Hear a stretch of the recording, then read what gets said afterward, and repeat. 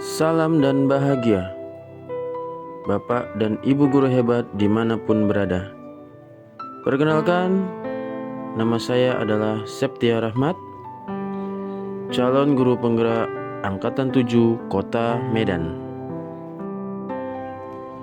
Ki Hajar Dewantara lahir di Yogyakarta 2 Mei 1889 dengan nama R.M. Suwardi Suryaningrat, yang merupakan cucu dari Sri Pakualam III dan ayahnya bernama Suryaningrat. Ketika dewasa, profesi yang digeluti oleh Ki Hajar Dewantara adalah sebagai seorang jurnalisme yang berkiprah dan sukses di beberapa surat kabar dan majalah pada waktu itu. Salah satunya adalah Sedio Tomo, The Express, Utusan Hindia, Miden Java, Cahaya Timur, Kaum Muda, dan Pusara, yang banyak melontarkan kritik sosial politik dari kaum Bumiputra kepada penjajah. Jiwanya sebagai pendidik tertanam dan direalisasikan dengan mendirikan perguruan Taman Siswa pada tahun 1922 dengan tujuan mendidik masyarakat Bumiputra, dan perguruan ini mengubah metode pengajaran kolonial, yaitu sistem pendidikan perintah dan sanksi, ke pendidikan pamong yang sangat menekankan pendidikan mengenai pentingnya rasa kebangsaan kepada peserta didik agar mereka mencintai bangsa dan tanah air dan berjuang untuk memperoleh kemerdekaan. Dan berkat jasa besar Ki Hajar Dewantara terhadap dunia pendidikan di Indonesia, maka tanggal kelahiran beliau sampai sekarang diperingati di Indonesia sebagai Hari Pendidikan Nasional. Menurut Ki Hajar Dewantara, pendidikan dan pengajaran merupakan usaha persiapan dan persediaan untuk segala kepentingan hidup manusia, baik dalam hidup bermasyarakat maupun hidup berbudaya dalam arti yang seluas-luasnya. Pengajaran atau underwich merupakan proses pendidikan dalam memberi ilmu atau berfaedah untuk kecakapan hidup anak secara lahir dan batin.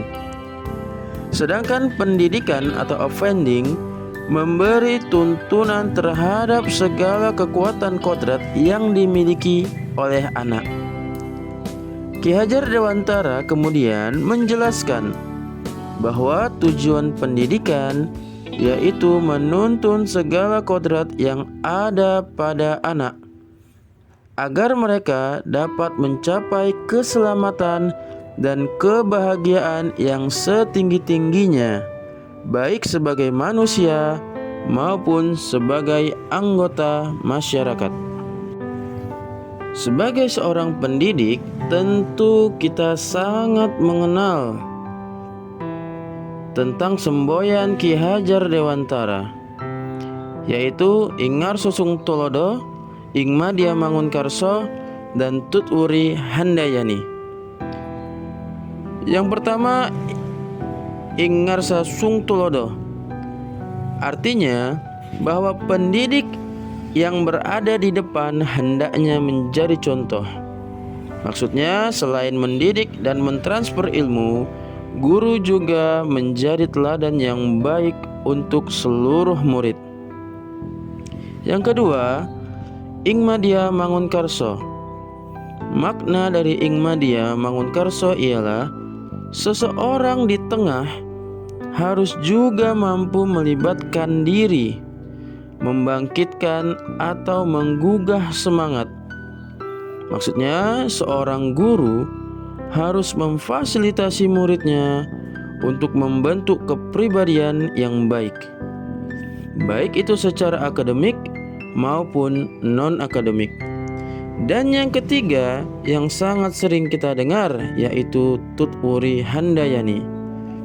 Tutwuri artinya mengikuti dari belakang, Dan handayani berarti memberikan dorongan moral atau dorongan semangat, sehingga memiliki arti seorang guru harus memberikan dorongan moral dan semangat kerja dari belakang.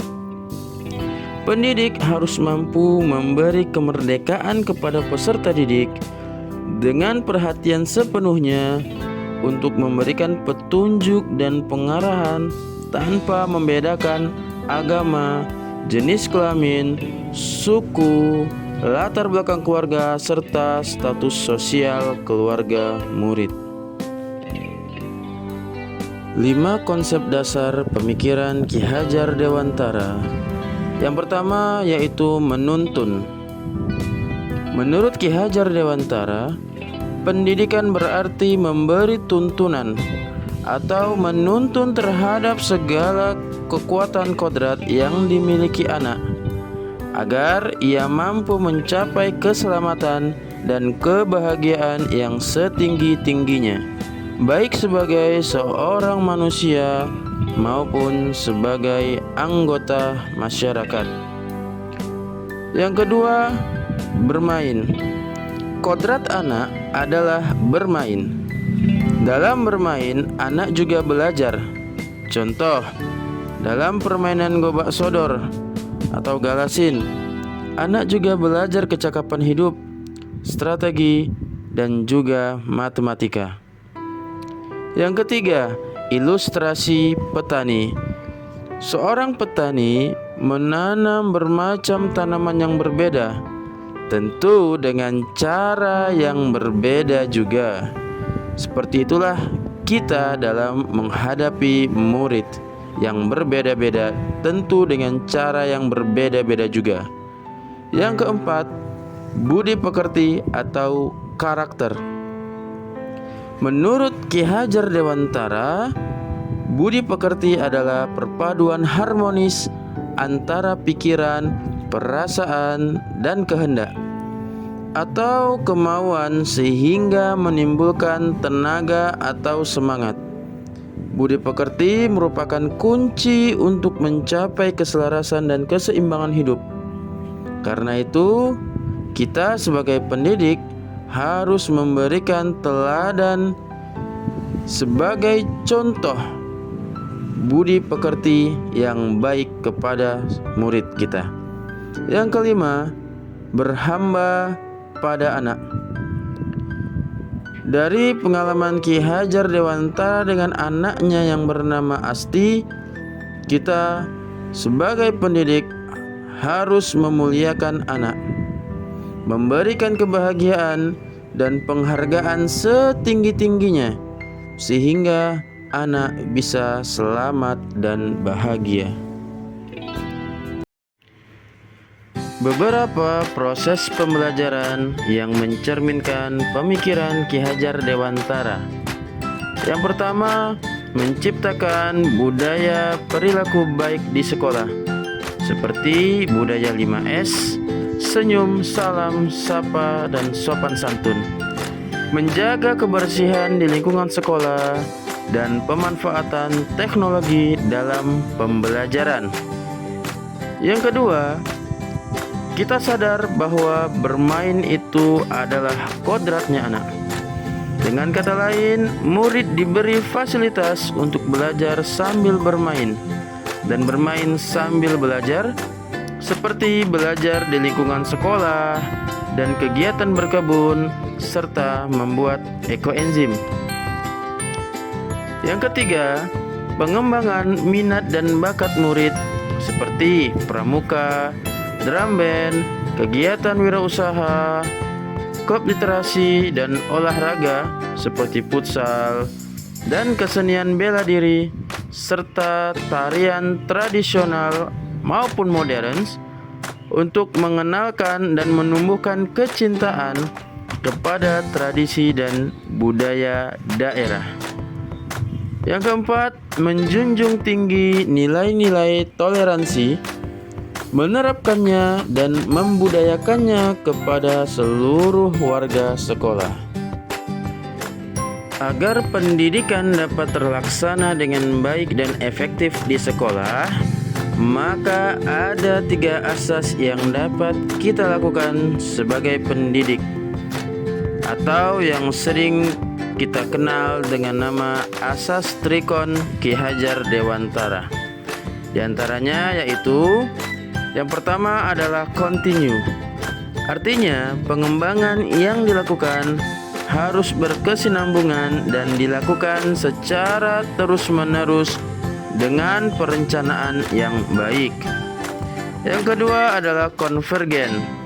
Artinya pengembangan yang dilakukan dapat mengambil dari berbagai sumber di luar, bahkan dari praktek pendidikan di luar negeri, seperti yang dilakukan oleh Ki Hajar Dewantara ketika mempelajari berbagai praktek pendidikan dunia, misalnya Mario Montessori, Froebel, dan lain sebagainya. Saat ini, teknologi informasi telah sedemikian canggih sehingga guru dapat mempelajari berbagai kemajuan pendidikan dari mana saja dan kapan saja. Yang ketiga adalah konsentris. Artinya, pengembangan pendidikan yang dilakukan harus tetap berdasarkan kepribadian kita sendiri.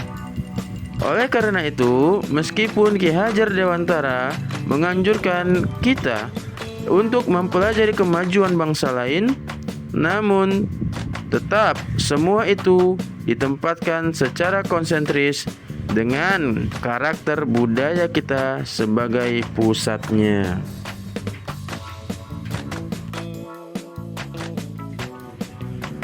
Hal-hal yang saya percayai tentang peserta didik dan pembelajaran di kelas sebelum mempelajari modul 1.1 yaitu, saya percaya bahwa setiap peserta didik unik dan berbeda. Namun saya belum mampu mengidentifikasi dan memberikan pembelajaran sesuai dengan perbedaan-perbedaan yang ada di dalam kelas saya.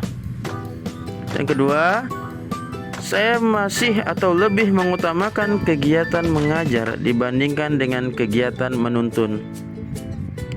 Kemudian, pengenalan budaya lokal dan daerah bukanlah sesuatu yang penting dan tidak sejalan dengan pembelajaran yang saya sampaikan di kelas. Hal-hal yang berubah dari pemikiran atau perilaku saya setelah mempelajari modul ini yaitu, saya lebih memahami konsep pendidikan yang dicetuskan oleh Ki Hajar Dewantara. Kemudian saya mulai belajar bagaimana mengidentifikasi dan memfasilitasi kebutuhan pembelajaran murid dengan baik. Selanjutnya, saya berusaha menggali kebudayaan lokal yang ada di Kota Medan khususnya dan mengimplementasikannya dalam kegiatan pembelajaran. Dan terakhir, sekolah seharusnya menjadi tempat yang nyaman, aman, dan bahagia bagi seluruh murid. Hal-hal yang akan saya terapkan lebih baik agar kelas saya mencerminkan pemikiran KHD, yaitu meningkatkan kompetensi diri terutama pada bidang pedagogik. Kemudian, memetakan kebutuhan belajar siswa yang ada di kelas sesuai dengan minat bakat masing-masing. Kemudian, melakukan kegiatan kesenian untuk mengenalkan dan menanamkan cinta akan budaya daerah. Selanjutnya, memanfaatkan lingkungan sekolah dan lingkungan masyarakat sebagai kelas besar yang dapat memberikan banyak pembelajaran kepada murid. Dan terakhir, memfasilitasi dan memotivasi seluruh murid dalam perwujudan profil pelajar Pancasila di lingkungan sekolah. Demikian yang bisa saya sampaikan, dan terima kasih. Salam dan bahagia pada Bapak dan Ibu guru hebat dimanapun berada.